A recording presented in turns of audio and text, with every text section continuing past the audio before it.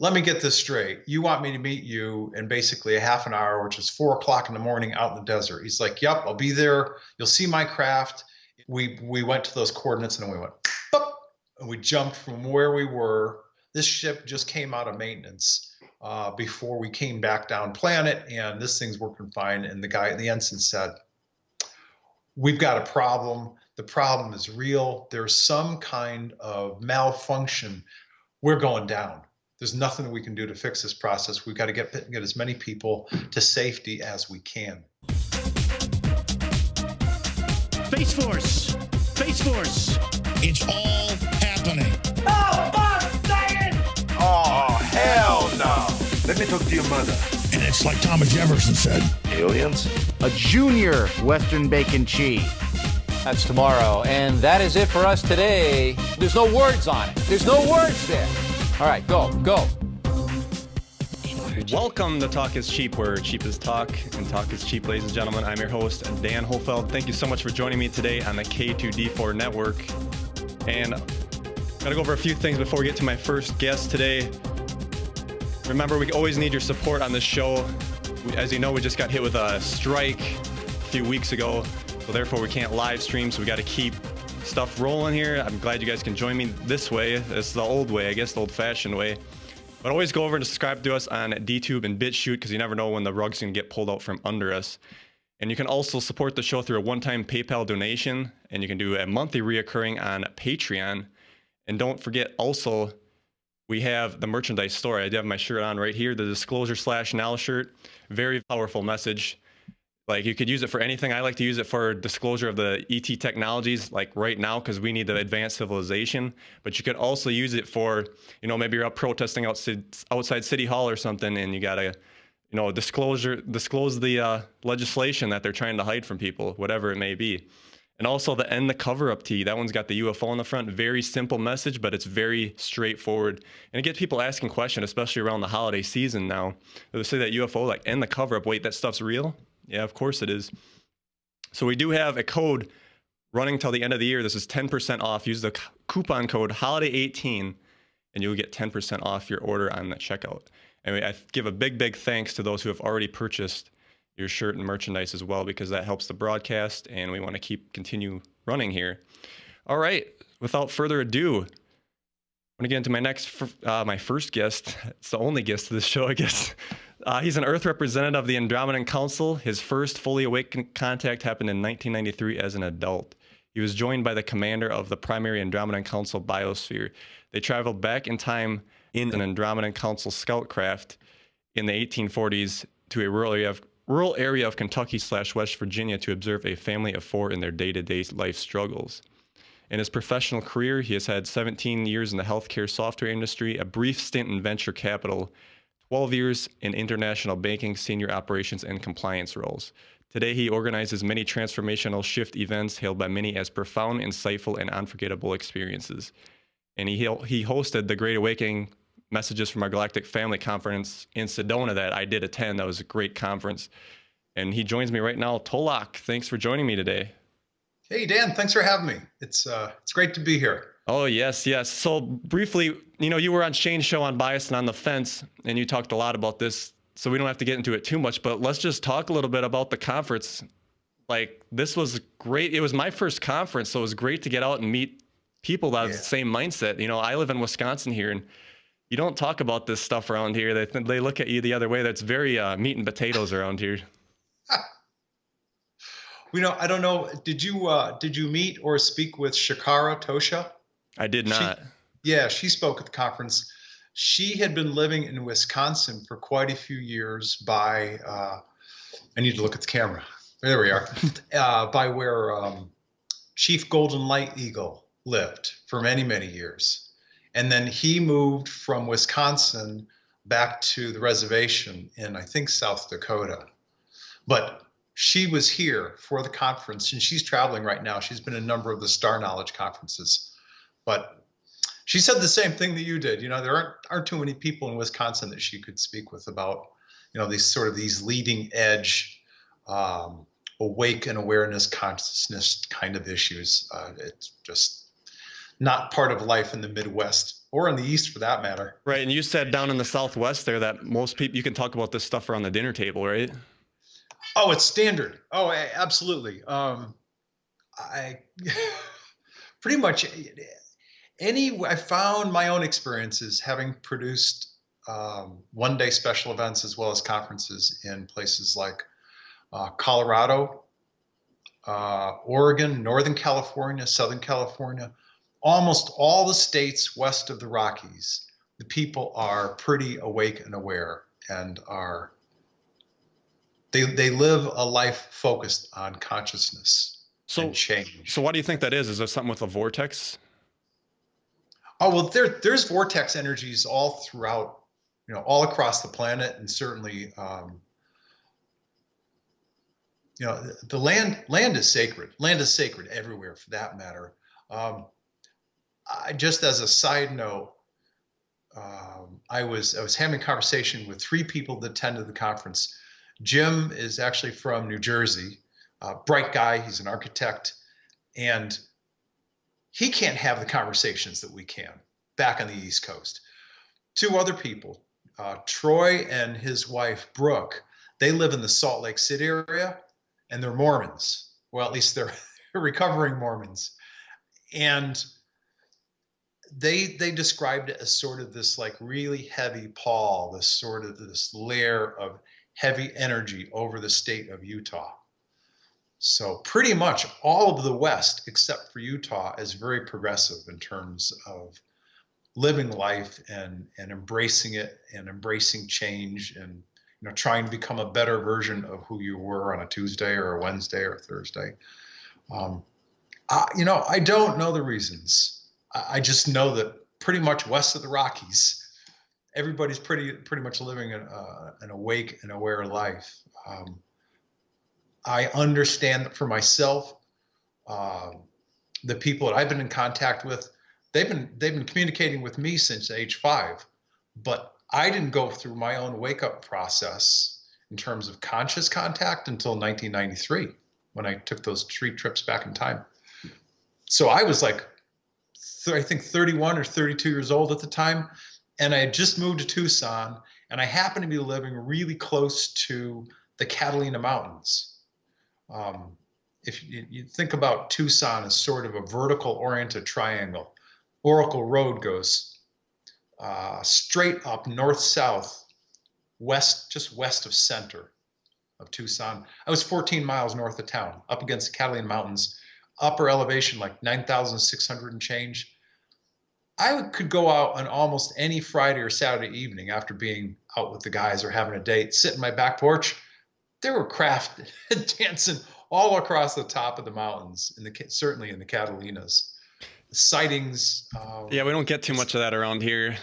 Yeah, it's my understanding that there are 4 underground ET bases, the good guys, in the general Tucson area, respectively, on the corners, northwest, northeast, southwest, and southeast. And they're all, coming, and they're different mountain ranges, so they can tuck away, tuck under wherever they want to, pretty much operate. Right. I do want to get into your adventure, but let's first go back on the conference. So sure. Sorry. You had Allison Coe, M and Miss M, Tom Dongo, Clifford Mahooty, and much, much more. Yes. And this was, like I said, this was my first conference. It was amazing. The energy was, it was so hard to describe. Yeah. When M and Miss M, they did that bowl, the singing bowl. And then after a while there, while I was watching them, all of a sudden my mind went into this weird thing, and all of a sudden I could see their aura, and I was like, holy cow. I'm not used to seeing that. And it's like, am I just, my eyes just unfocused, or what's going on there? And it's like really lifted me up. Well, welcome to Sedona, the land of lots of iron and crystal in the land. And when you've got crystal that's inherent in land, and you have iron, crystal's a natural resonator, amplifier. And of course, the electronic industries have been using crystals in radios and all sorts of electronic devices, stereos and phones and stuff. They're crystals in almost everything. Why? Well, they're resonators, they're amplifiers. So you've got crystal, a whole bunch of it in the land, amplifying your energy, which is already on a path of being, cleaned out and amped up. I don't know what you've personally been through, but if you want a boost and you want a place to be awakened, Sedona's the spot. That's for sure. Yeah, for sure. When I was that first night, and I said this on my show, and I was sleeping in that hotel room, I could just feel it was like elevated, and it was like, what is going on? I couldn't, the girls that were with us in our group didn't even get much sleep because it was just so ramped up. Yeah, and you know what? Typically that happens with conferences anyway, because if you get a whole bunch of people that want to be there, and they've got this really high level of interest, and I've discovered even attending conferences or speaking, you get together with people and your energy goes, it naturally raises. So, 11:30, 12 o'clock at night, you're sitting there in a restaurant somewhere or in somebody's room having a cup of coffee or tea. And it doesn't matter what you're drinking or what you're talking about, but wide awake. And we've done this for years, 1:30, 2 in the morning, and you're still wide awake. It's just part of the process. It was definitely a good process, good experience, learning it all that. So did you do any walking or hiking in and around the Creative Life Center, or where did you go? We went up to we did the two at Cathedral Rock and then Bell Rock. Oh, okay. So those were pretty fun. Yeah. Very beautiful. Can you sense the difference in energy between Bell and Cathedral, because they're very different? I didn't sense much energy at all. I mean, I felt a little uplifted, but yeah, Lauren, who was with us, she really had to, she had to stop down below because she couldn't make it all the way to the top. She had a lot going on in her life too. It just all came up to the surface. Yeah, I met her. I happened to be walking through the conference center toward the front door, and she introduced herself. She said, "Remember me? I'm Lauren." Remind me? She said, "I'm with Allison." We're like, "Oh yeah, okay, yeah, come on in." Nice girl. Yeah, when you got those conferences going on, there's a lot of planning in there. That's why, it's like, yep, you're just busy. I'm just gonna let him do his thing. And it's nuts. I've said a few times to some friends of mine, man, I'd love to go to a conference again when all I gotta do is hang out. I just go hang out and visit with my friends and network and meet people. But yeah, when I'm producing the conference, it's nonstop, go. It's just paying it. It's like anything else in life. If you're going to do it really, really well, it's important to have the big picture. But in order for things to run smoothly, you got to pay attention to the small details. Exactly. As you know, with your show, it's the same thing. Yeah, to get where this was, I was pulling my hair out so much just to get everything set up and to finally get it to go live. And then YouTube pulls that rug out from under you. It's like, okay, all right, we'll just keep rolling here. Was it a YouTube live situation that it no longer works anymore? When you get I got the first strike. When you get a first strike on YouTube, you can't live stream for 3 months. Oh. And the way their policy is written, it's so vague, and they cherry pick. They do who they want to do. If you're, I hate to say it if I offend people here, but if you're a left-leaning liberal, you can usually get away with it. But when you start talking about, Trump and truth stuff, and they don't like that. Okay. Yeah, you know what? All the interviews that I've either initiated or been a part of, politics not on the table, because typically we're talking about individual growth and being awake and aware. When I was speaking with Jim and Troy and Brooke, religion came up because these people still live in Utah. Now, they have unplugged from the rigors of the Mormon Church and all of their dogma and their rules and everything else, and it's been a challenge for them. It's been a real challenge because the religion in that state is omnipresent. It pretty much runs everything. It permeates everything. And his Troy's dad was an ecclesiastical bishop, for the Church of Latter-day Saints. So he's like, I lived under a double matrix. You know what it's like to unplug from a double matrix? I'm like, whoa, dude. Yeah, they're kind of indoctrinated there, and yeah. He said we're from that state that everybody else in the United States calls the Mormon state. I'm like, oh yeah, okay, I know what you're talking about. Yeah. All right, so I do want to get into your your contact story here. I'm curious, why didn't you present at your conference? Is that just something you've already done before and you didn't want to do it again, or? Yeah, I had presented for a number of years through 2016, and I got to the place, and in 2016 I started producing my own conferences. The first one was held in Tucson, quite successful. I was very happy, great turnout. And that was the first one where I also introduced a number of Native American speakers, and that really touched and moved a lot of people's hearts. It was pretty amazing to watch these Native Americans speak with the, I guess, the sacredness of life that they have. It was pretty amazing. And anyway, to get back on point,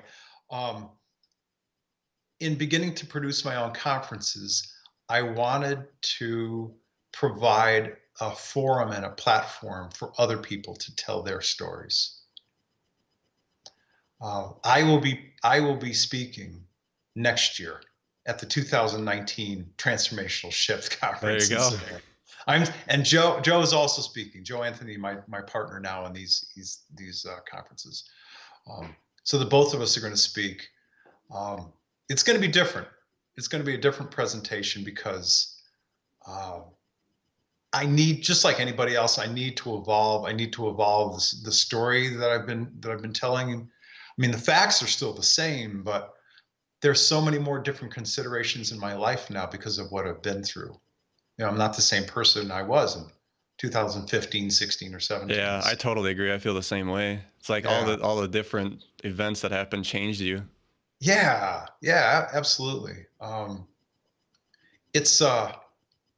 It's been an incredible life. I'm blessed. I'm blessed to be here. I was blessed to, if you will, choose the parents that chose me. Being born Earth human, like all of us here, or at least 99% of us. Yeah, that's a good point. So yeah, you said some people that come to the conference ain't from around here. Yeah. You know this for a fact that they walk up to you before? No, they haven't approached me. I've been a longtime friend of Bob Dean and Wendell Stevens. Now, Wendell passed about 3 or 4 years ago. Bob Dean, retired Command Sergeant Major Robert O. Dean. He was with SHAPE, Strategic Headquarters, Allied Powers Europe, at the end of World War II, stationed in Germany. And for those people who don't know about Bob Dean, he came across a report which was marked Cosmic Top Secret. And he had top secret clearance at that time himself anyway. And basically in this, 1.5-inch report, it said that at that time, the U.S. military was familiar with at least 4 races that were on planet Earth at the end of World War II that they were keenly aware of. And Bob used to tell the story and say, one race looked so much like us, you could walk into a McDonald's, and he would say this literally, Howard Johnson's, there aren't many of those anymore. He said, you can walk into Howard Johnson's, sit down at the counter and get a soda or a cup of coffee. And the person next to you, you wouldn't know the difference. They were human from a different planet, but still human nonetheless.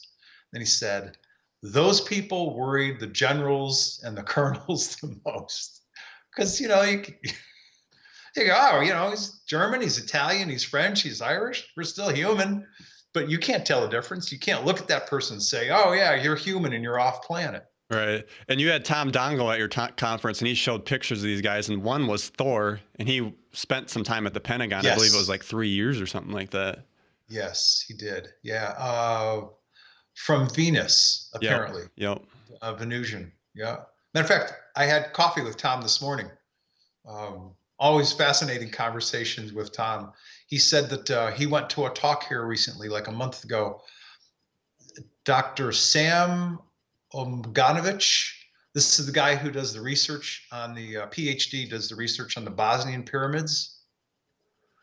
Tom showed me this photograph of this stone, for lack of a better word, and there were all sorts of carvings and engravings in it. And he said, he's like, Tolec, this stone apparently, and the engravings in it are 22,000 years old.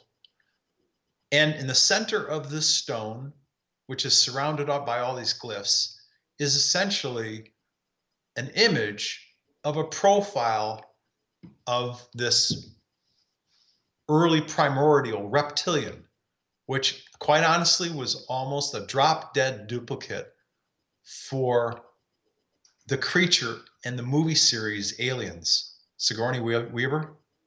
You know the long-headed. Really? Because I thought these things were just made up. Me too. I had no idea. I'm like, Tom, do you know what we're looking at here? He's like, what? I said, think of the movie Aliens and that long-headed sort of quasi-reptilian creature. He's like, oh, that's kind of scary that those could actually be real.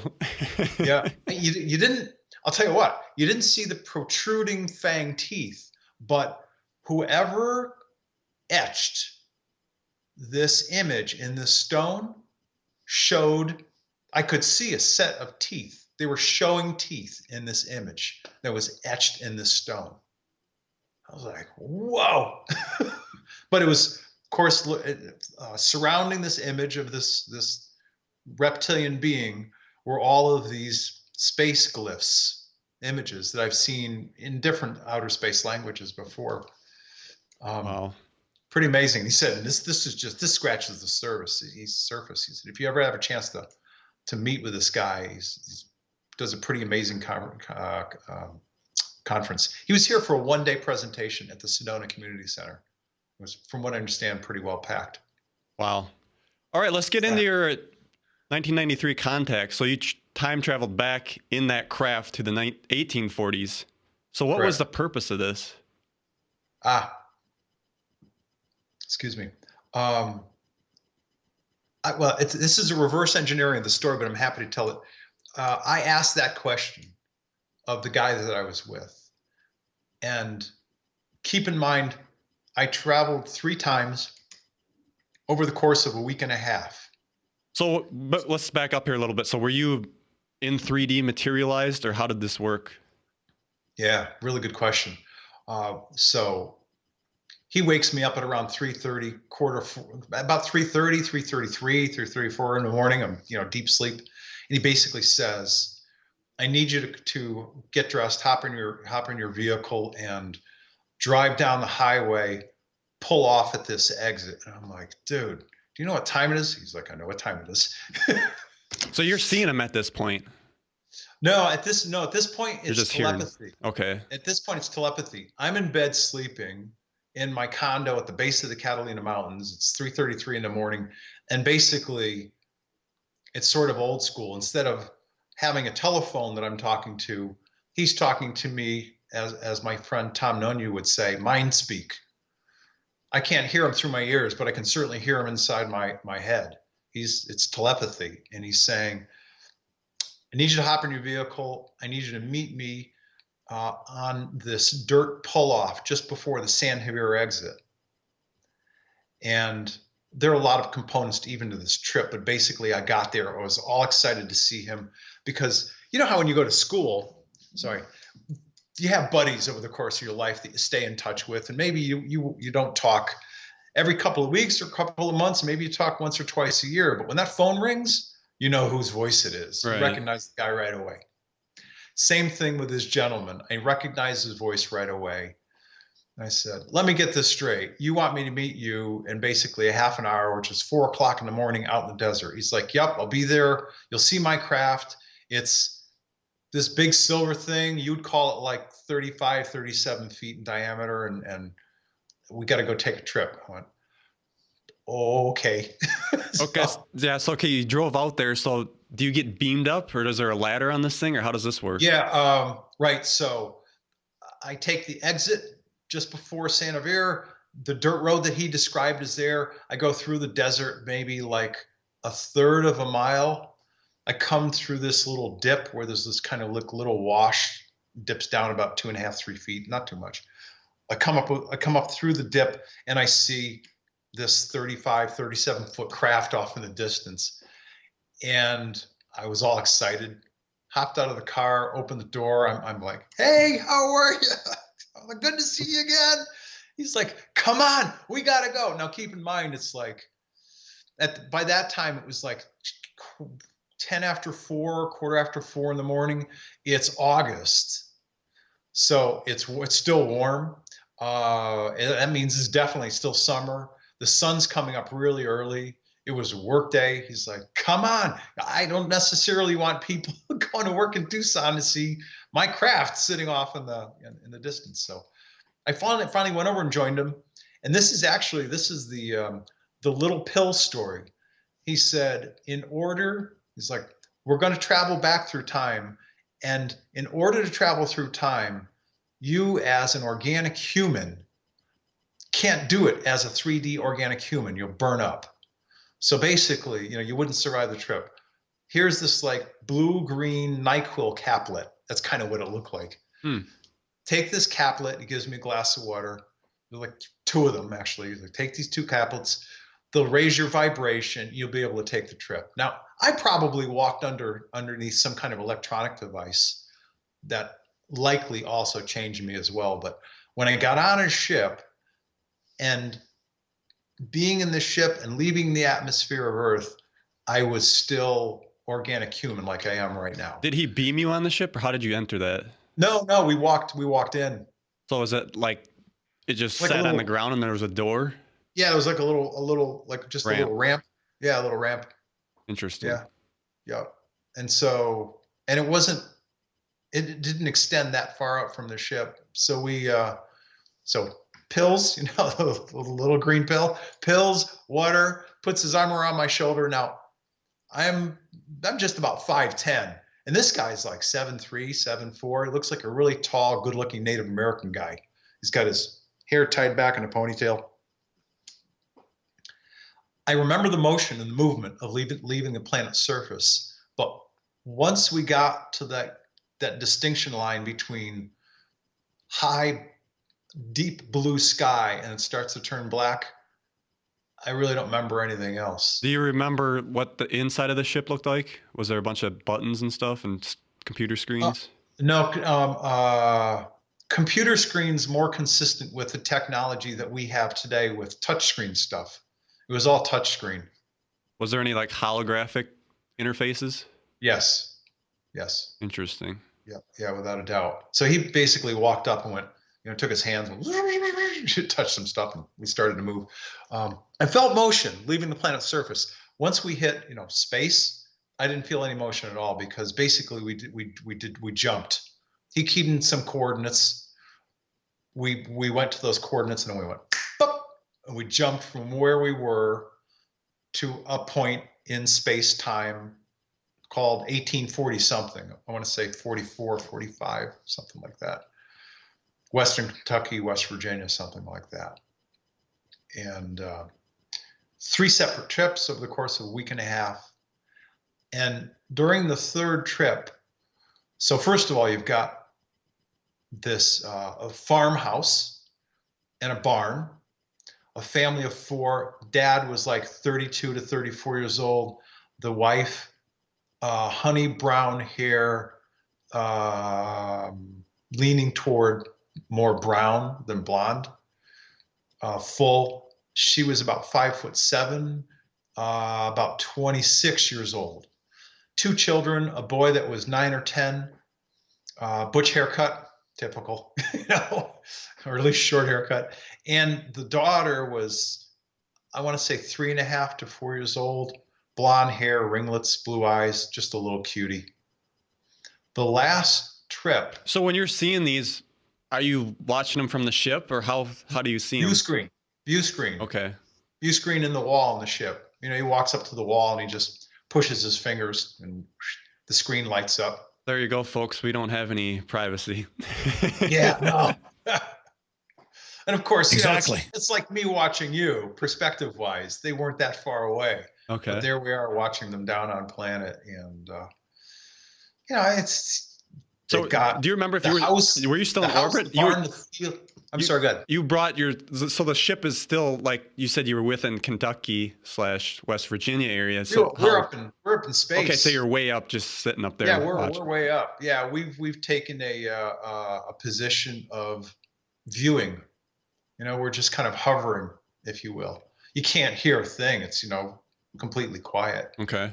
Right, we're hovering above their farmhouse, their barn, their rows of corn, their crops, tomatoes, peppers, cucumbers.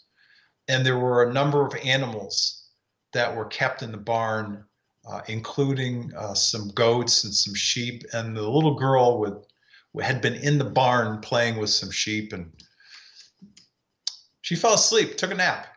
The last trip, there was a barn fire, and she died from smoke inhalation. And it was really, really hard for me to watch. It was hard to observe the whole process taking place. The hardest thing for me was to observe the deep pain, the deep emotional pain and the anguish on the part of the dad. You know, because this little girl was like, you know, he loved his wife, of course, but this little girl was like the light of his life. And I turned to this guy, you know, the commander of the scout craft, and I said, out of all the possible experiences, which is the question you asked, you know, what was this all about? And he said, well, first of all, in this body that you have in this lifetime, you were genetically related to these people. Now, I don't know if they were cousins or great-great-grand something or other, but we're genetically related. The second thing he said was, at some point in the history of your planet, there is going to be some significant and major changes. And we're here to help with the transition. And since we are, most of us that you've been talking to, we've never lived these 3D organic bodies that you have. We've always been, or we've been higher dimensional people for a long, long time. That means we don't die. We simply, you know, and right now at that point in time, I think he was like upper level 4D. He was like 4.7 or 4.8. He's now like 5.3. So he's fifth dimensional. He's like, we simply make a decision that we've had enough of one-dimensional experience and we're ready to, if you will, evolve and move up and experience the challenges and the lessons of the next dimension. So therefore, we have a hard time understanding the breadth of emotional range that you on Earth have, because we don't experience death, loss, grief. It's profound for you. It's difficult. We've known you for many lifetimes. You're a relatively balanced person. So we thought if we were going to get an accurate read on some piece of humanity, you'd be a good person for us to use as I guess a test case. So I'm like, wow, thanks a lot. You know? He's like, the girl's fine. You know, she loses her body. She's just, you know, she's this little spirit, little literal like you. You know, we're all beings of light. So, you know, the moment of what you call death for us is we just drop the suit. You know, it's just like, it's like taking off one pair of clothes, putting on another. And some societies see death that way. You know, certainly some spacefaring Earth societies that have achieved, you know, 700, 800, 1,200 years of life. I'm like, man, I'll get another body, no big deal. Right. Yeah. So this happened 3 times. 3 times. Yeah, there were 3 separate trips, and it was on the 3rd trip that I watched all of this. So the other 2 were probably just their day-to-day life before that. Yeah, just getting day-to-day. Attached to them a little bit. Yeah. You know, watching them interact with each other. And you make a good point. He wanted not only to see my reaction and observe my thoughts and feelings while this tragic event was happening, he wanted to get a sense for what day-to-day Earth life was back then. You know, I don't know why 1840s, but I think it had more to do with the fact that genetically we were connected. He could connect the dots. So we were, if you will, family. But so after this, then you're now in contact with the Andromeda Council? They talk to you on a regular basis? Well, yeah, at that moment in time, I didn't know him as the commander of all the Andromeda Council biospheres. I just knew him as a guy who was flying around in a scout craft. Yeah.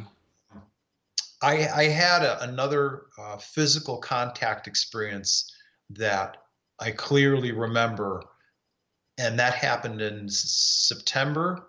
It was actually September 10th of 2010. So it was 9/10/10.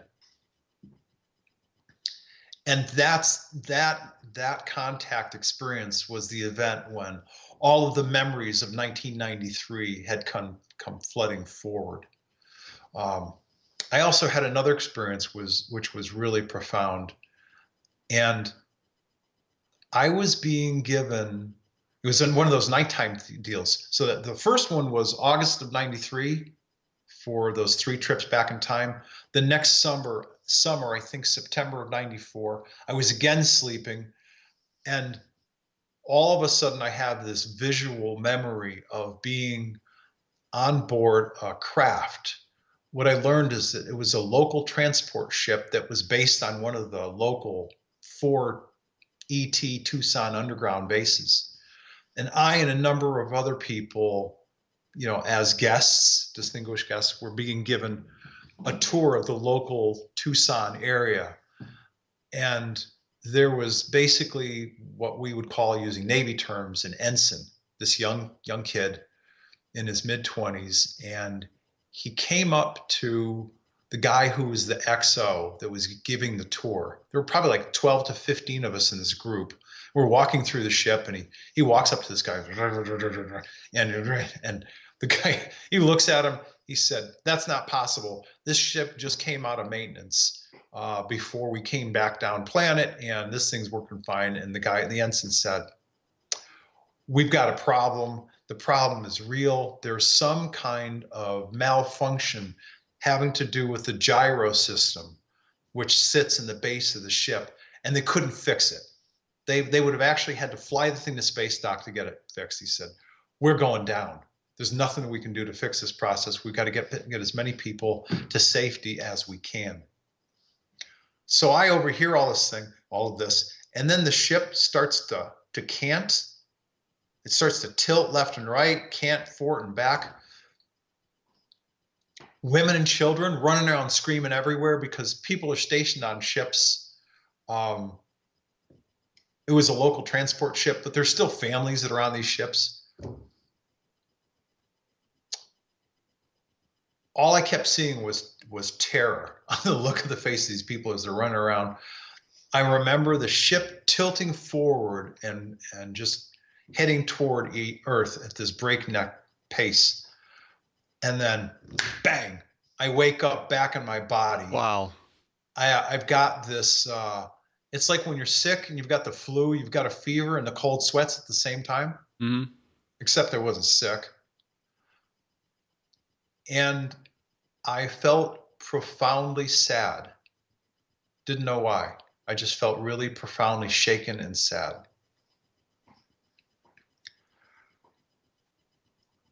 Get up, go to the bathroom, go back to bed. I wake up later. Now that was like 4:30, 4:45, that series of events. Wake up a little later at like 7:30, shower, shave, put on the suit, coat, and tie, go to work. I'm still in the healthcare software industry at that point in time.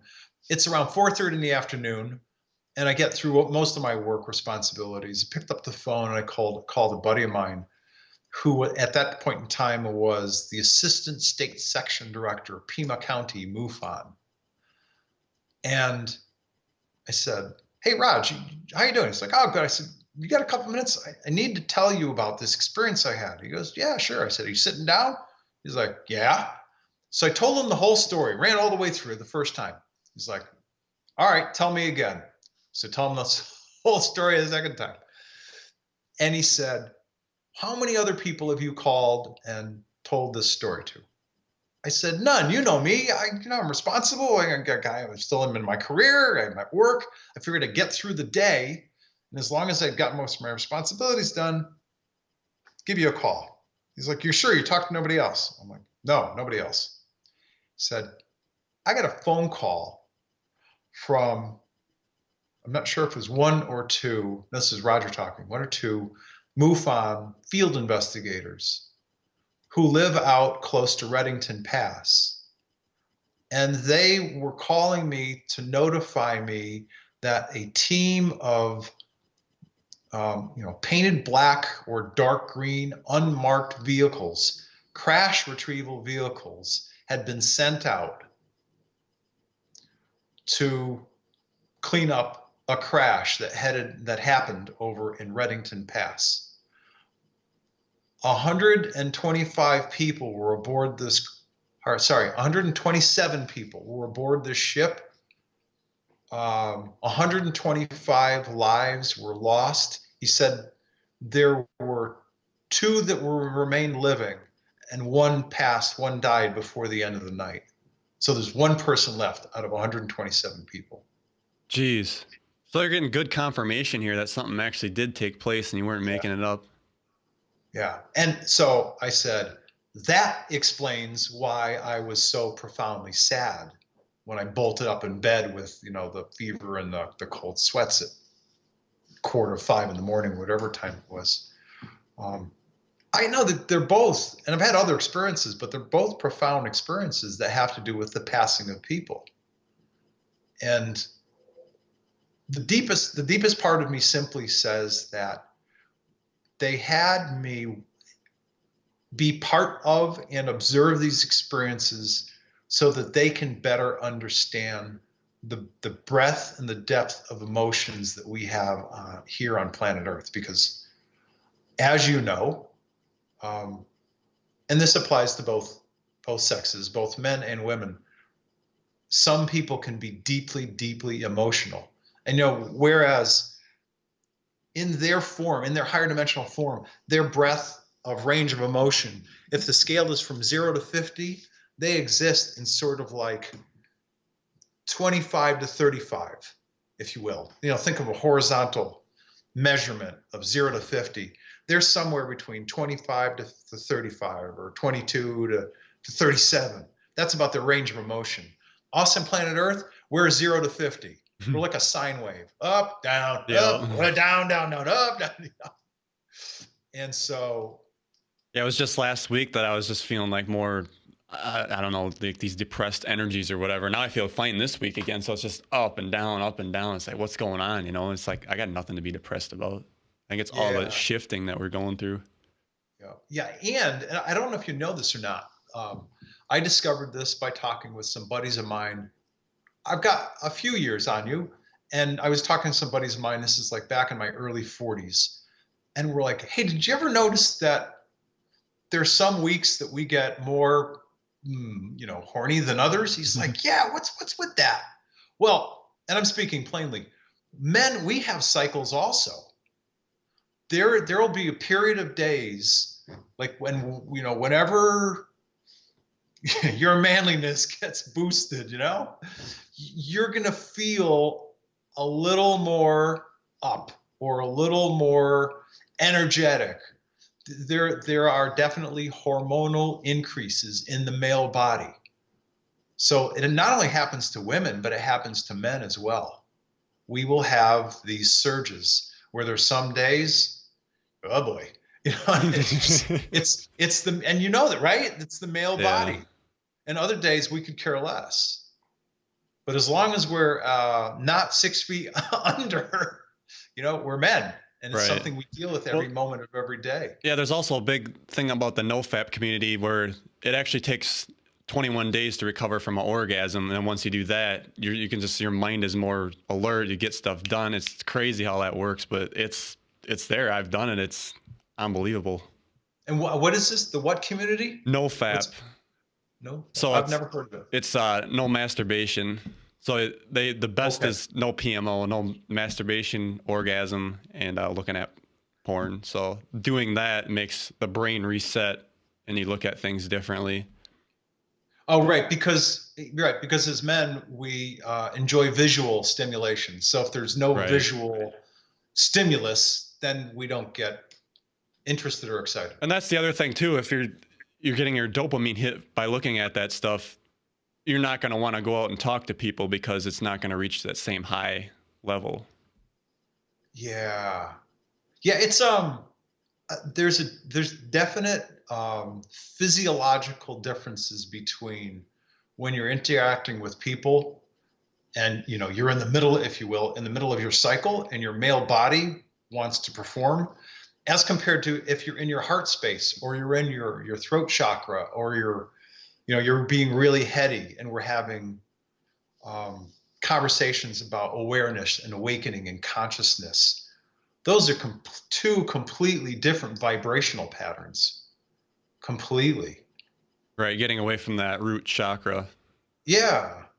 And that's a hard thing to do for men, just men in general, because we're, if you ask women, we're always ready. And this isn't a conversation I normally have, but I mean, women are more like, I've used this analogy with this one woman I was dating. She's like, yeah, that's a good analogy. It's women are more like an electric stove. When you turn the switch on an electric stove, that burner takes a while to warm up. Yep. Right? With men, we're the gas stove. Hit the pilot light, you go to flame right away, man. And then once it's done, we're done. We're out of there. Yeah, okay, let's go watch a movie. Let's go out, whatever. Yeah. No, I like to cuddle. I'm not afraid to admit it. So let's talk about, back to the Andromeda thing. So are you still contacted on a regular basis with these guys? I still have communication with them. I don't remember all of my contact experiences. I asked them recently. Now, recently in this case is like 2 years ago. 2 years ago, I had in excess of 110 physical contact experiences. Wow. Yeah, where I was leaving the planet and going on to one of a number of Andromeda Council biospheres. The primary one, which is like government central, and then visiting the others for various reasons. I've got a lot of diplomatic duties when I'm up there. I'm quite busy, and I'm part of. We haven't established it on Earth yet, but there is there's a joint Earth Council. That's it's like a subcommittee of the Andromeda Council. The Andromeda Council is very much like an intergalactic, interdimensional deep space UN. Very, very much like functionally like a deep space United Nations. There are hundreds of members. There are 12 senior members. The people from the Arcturus star system, interestingly enough, have the highest vibratory pattern. These folks are like at 9 or 10D. They're way, way up there. And they're the most senior member of the council. There are of course, 11 other senior members. And then there are 39 or 40 members of junior status. They just haven't been around as council members as long. But they're just like with the UN, there are subcommittees.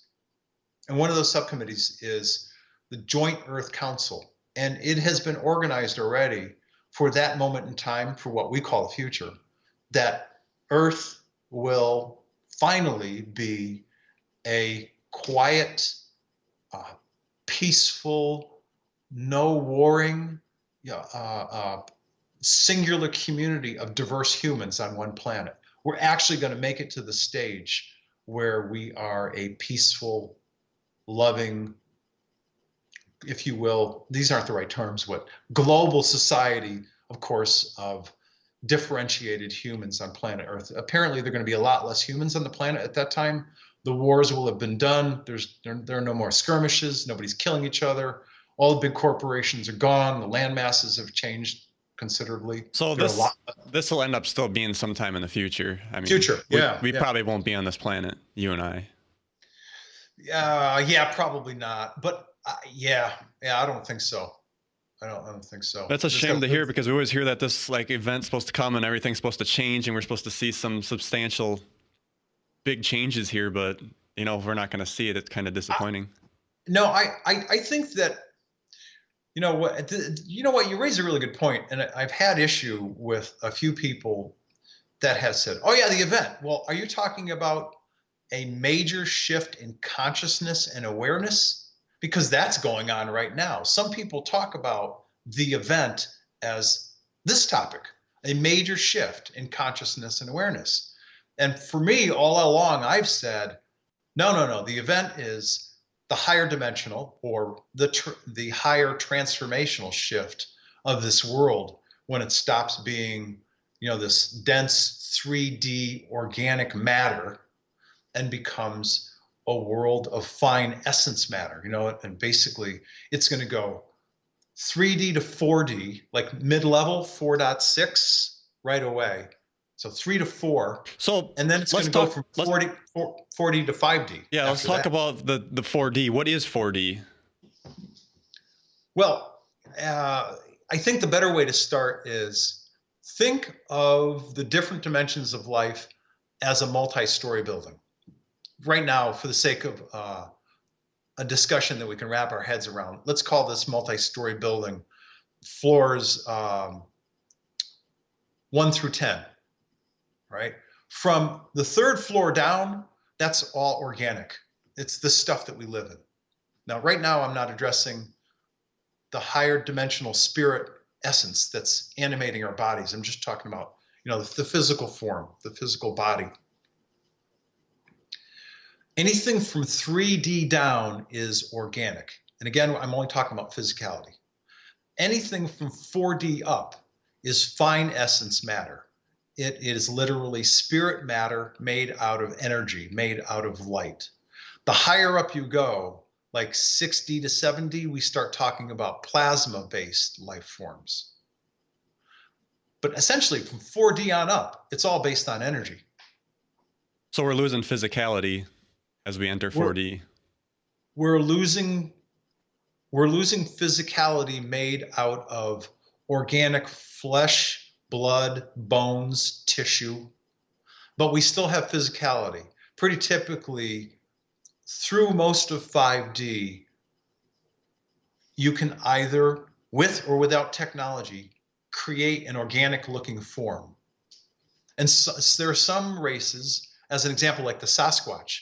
The Sasquatch, using their own mental faculties, actually, they can simply by intellectual choice change their vibratory rate from being organic to 4D people. And they cross back and forth all the time.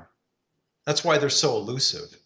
And they're very intelligent.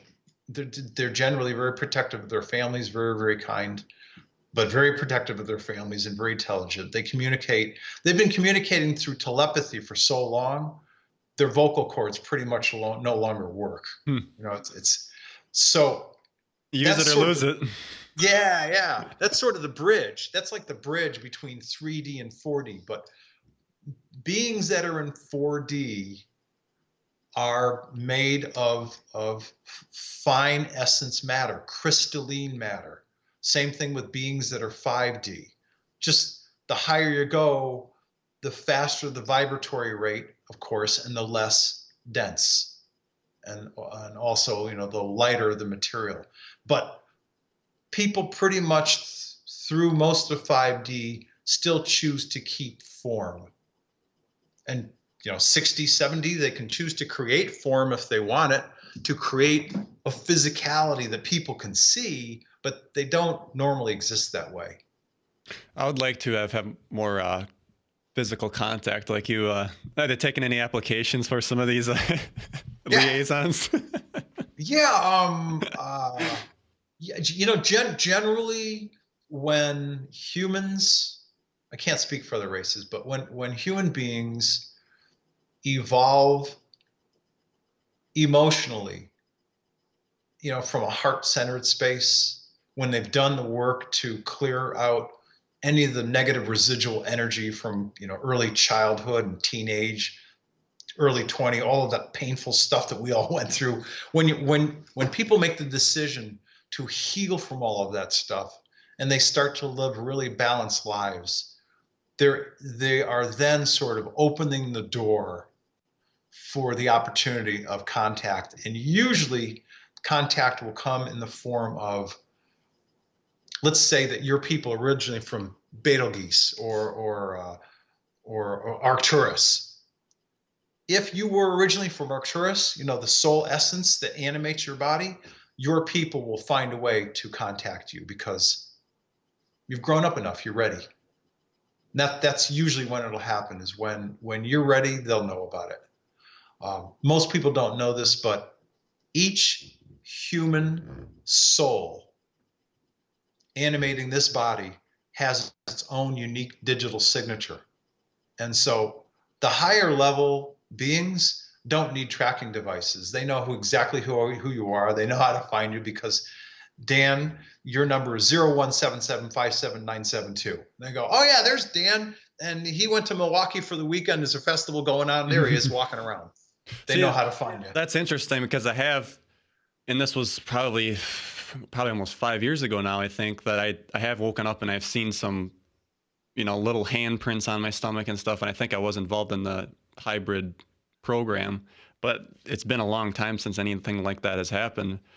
It's just interesting to think about. Yeah, if you're open to contact, then you'll probably get contacted. If you're not discriminating in terms of who you want contact with, right? And I'm learning, this is, we all evolve. I'm learning that part of the process of what we get in life, actually the results of the process that we implement are pretty much dictated by how specific our desires are. If you say something like, I want, then you're still wanting for. If you say, I have a beautiful, intelligent woman in my life, or I have a highly challenging job in the chemical industry, which has me working in Houston, one way or another, in the next few months, you're going to find yourself in Houston working for some company. So pretty much whatever you want to manifest in your life, that is a result of your desires, and you start saying, I can see this. I see myself with this person. I see myself at this event. I see these people smiling. I see all 100 and some odd. I had a visceral sense that the conference would be a success and that there would be a lot of people there. I saw the room full of people. I didn't exactly know how many, but I saw the room full of people. There we were Saturday during the day. It was people on the left, people on the right, people against the back wall. All the chairs were full. Yeah, that's interesting to think about because when Allison Coe announced she was going to go, I was like, all right, have fun. Maybe some year I'll get there. I didn't even think I would go, and there I was. Yeah. It was pretty. It was fun to watch Allison walk up there for her first time. As a matter of fact, she committed just last week to speaking again next year. Yeah, here in Sedona. Yep. Yeah, so she'll be speaking again next year. Of course, her life has gone through so many micro and major transitions in this year that it'll be fascinating to speak with her next year. Where she's at, what's occurred in her life, the new information she's learned from all the new clients.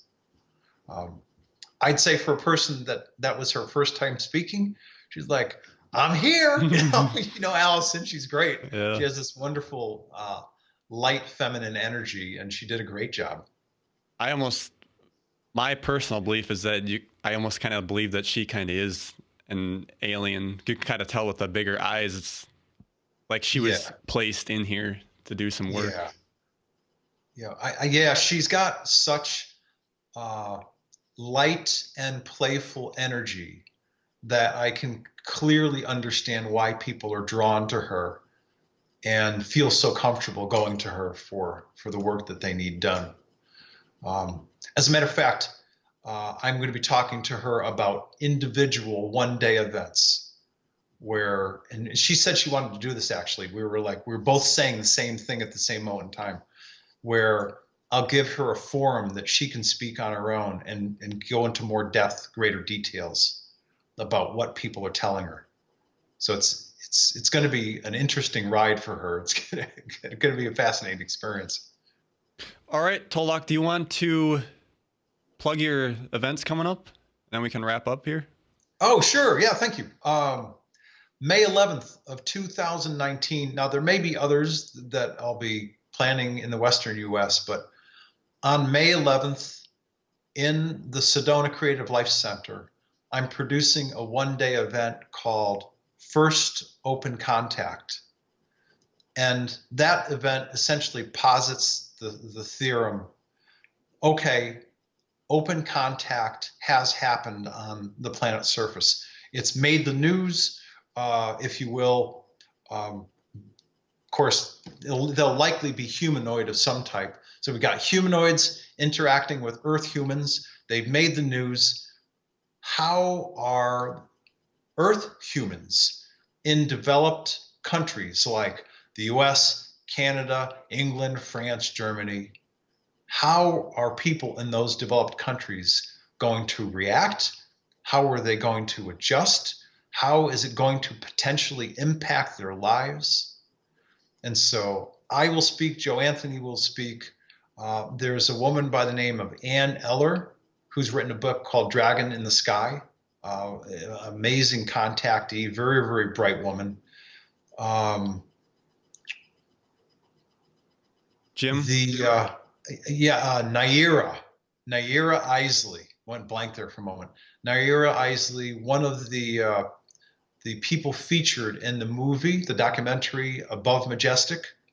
Naira is a friend of mine, and she'll be speaking at this event. We'll also likely have Alexis Brooks, who's the journalist from Higher Journeys. So it's going to be a 7-person panel. Now, I'm not confirmed with Alexis yet, but she's inching closer. She'll be speaking at next year's conference, actually, in 2019. But in any case, so you're doing this different, right? You're just going to have more of a... right. This is a one-day panel, and each speaker will speak for 35 or 40 minutes and basically give a reference point, a backdrop for him or herself in terms of who he or she, what they've gone through. And so that'll happen through the morning until about 12 noon. So like 9 to 12 of the speakers telling their story. That's it.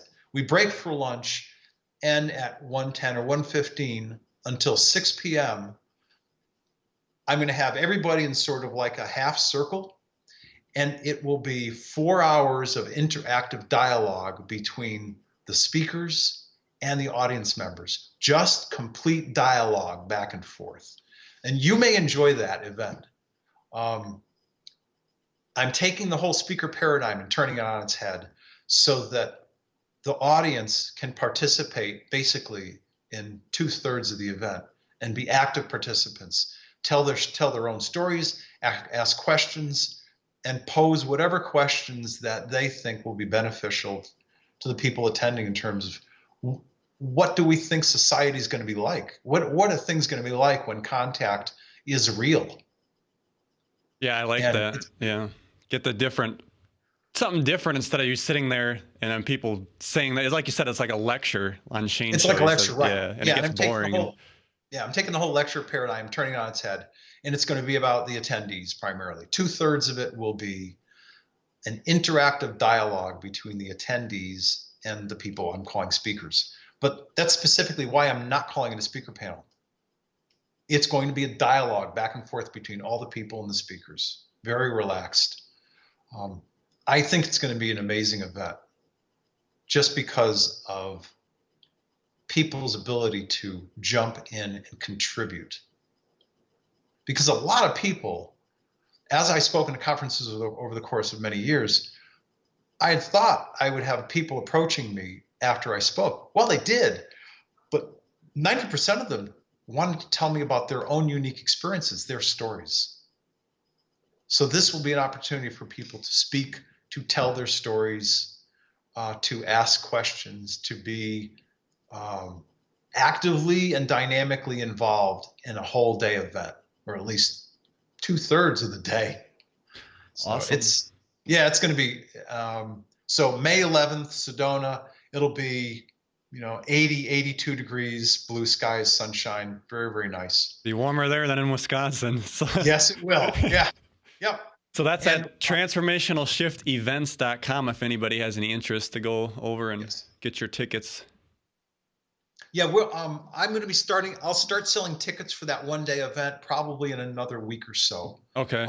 I'm waiting to have one more person confirm as a speaker, and I'll start selling tickets. And then the Transformational Shift Events and Planets Within Conference is happening in duplicate in terms of the weekend. Very same weekend next year. Last weekend of September, same places. First day, Friday, Sedona Community Center. The next 2 days, Sedona Creative Life Center. I'm having 2 people from Australia. Dr. Marie Batchelor, who is a physician who had a life-changing experience. And these days, she is a higher dimensional healer down to the human DNA level. What she has done for people has been profound. The other guy from Australia that's coming up is David Still. And he has his law degree and used to be a banker for a couple of the big global banks. To make a long story short, he had a major life change event. And he's written a trilogy of books called It's Our Earth Too. And he focuses in on, very much like Mary Rodwell, he focuses in on the younger generation of kids that are coming in now, the star children with highly developed gifts and skills, and how they are already making a difference in society today and the choices that they make. And there are a whole bunch of other speakers, including Alexis Brooks, and there are a lot of folks that are coming. I've got 1 speaker slot for my conference next year. All the other speaker slots are filled already. Wow. So That's pretty good. This will be the 4th year that I've done it in Arizona. So it's going to be exciting. But to have those Australians come up and tell their stories, it's going to be pretty unique. All right. Sounds good. Thanks you for joining me today, Tolec. Very interesting conversation we had here, and hope you'd come on again. Did we hit a lot of the high points that you wanted to cover? Yeah, I believe so. We can get into more later. I was going to get into the reptilian base, but we got on long enough. We can talk about that some other time. But we could actually, because of the numbers, the detail that I have on the reptilian bases and the military officers and officials, we could do a whole show just on what I know about reptilians on Earth. So yeah, we can do that sometime if you want to. Sounds like a plan. All right. Thank you for joining me today. And thank you guys for watching. We'll catch you guys later on Talk is Cheap. Dan Hohlfeld signing out. Dan, thanks so much.